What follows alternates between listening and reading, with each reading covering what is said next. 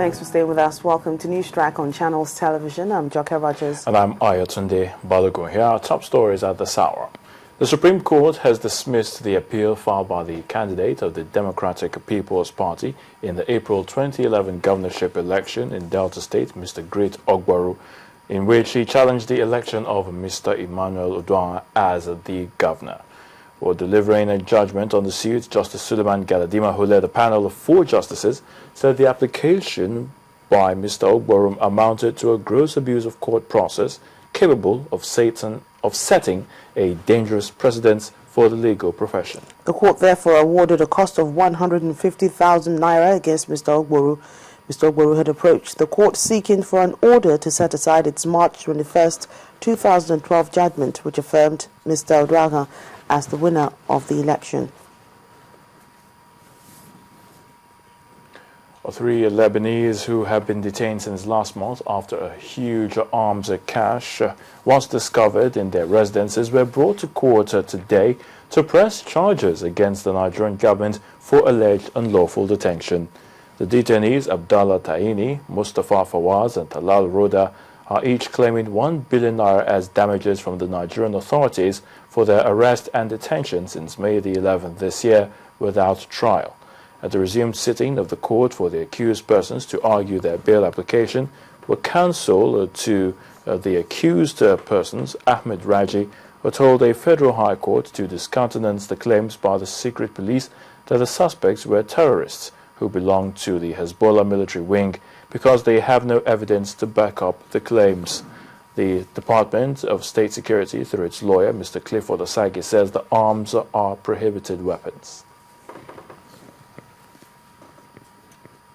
Disturbed by the continued loss of revenue to the federal government owing to the activities of oil thieves, the President last night met with relevant players in the oil sector to map out strategies to address the problem.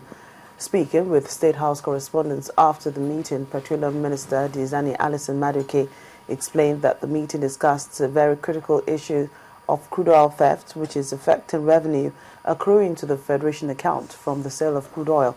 She added that the stakeholders in the oil industry have resolved to address the multi-pronged problem in a more aggressive manner over the next 10 days.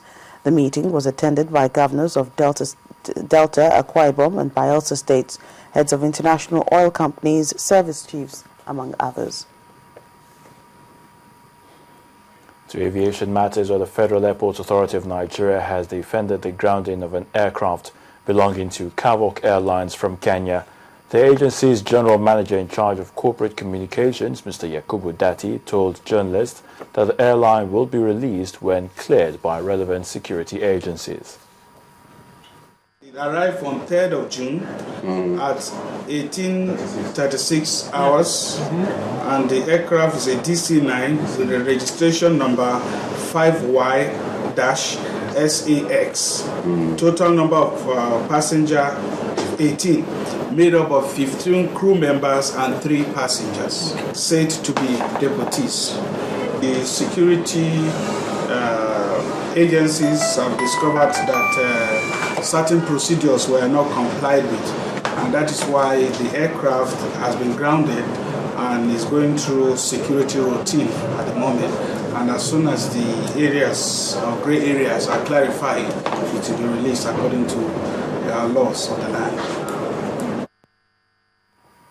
Traditional rulers in Nasarawa state are asking the government to ban the activities of the Ombase militia group if it wants peace to reign in the state.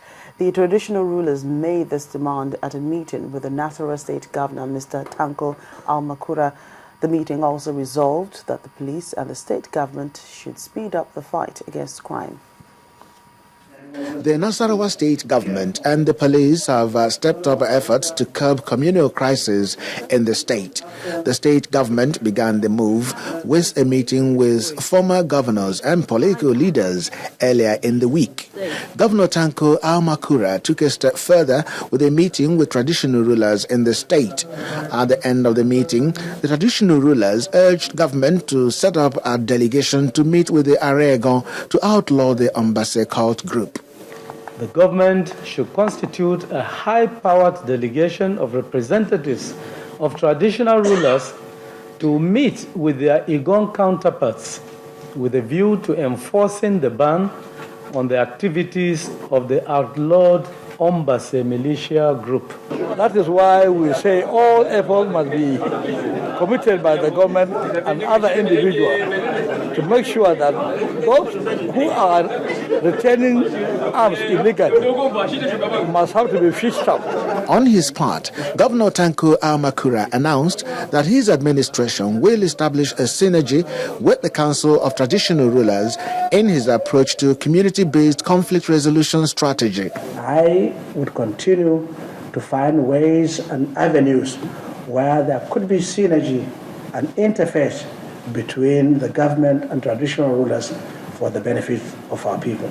As a responsible administration, we cannot sit back and see the society being disintegrated through the activities and behaviors of some few unpatriotic elements who have a certain motive that is different from the general motive of the good people of Nasarawa State. The governor promised to bring to justice perpetrators of violence and those behind the killing of security operatives in the state. When we come back, a news track, the Human Rights Commission organizes a campaign against electoral impunity. And Babanga Tuka retains his position as the PDP's national chairman. Please stay with us. We'll be right back. At first, it's only anticipation that something is about to happen. This is one thing that makes life interesting, to compete not only with players across the field, but across the world. It makes me feel joy when we win and sorrow when we lose. The action and reaction colliding, falling, dropping, despite the odds. I love it because it brings me tears of victory, tears of joy. The skill that leads to the pass that leads to the shot that leads to the goal that determines the ultimate. Channel Sports, defining the moment of true sport.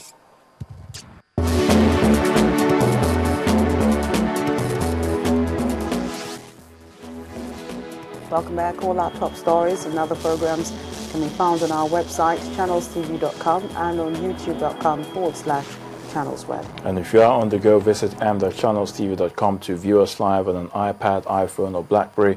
And you can also download the Channels TV app for the Android and Nokia 920 devices from their respective stores. The National Human Rights Commission has announced its plans to organize a campaign against electoral impunity in Nigeria from 2003 till date. The Commission says it hopes to do this through an initiative that will help identify and prosecute culprits. At a news conference in Abuja, the chairman of the Commission said it's collaborating with the Ford Foundation Research Project to achieve its objective.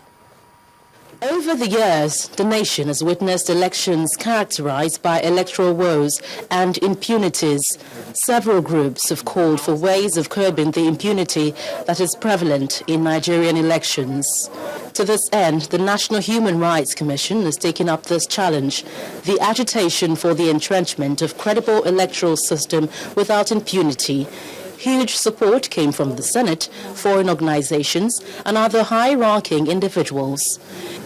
If we are going to change this country, we will have to name names. We are not going to run away from accountability. And we are going to invite the politicians who present themselves to our people for acknowledgement to do what? To take a stake in sanitizing our electoral process so that we begin to attract good people. Once you allow a candidate that has not been captured through the process to emerge to work for contest in the election, crisis will always start and will continue to the end. Naming people indicted or increasing the number of judges is not the only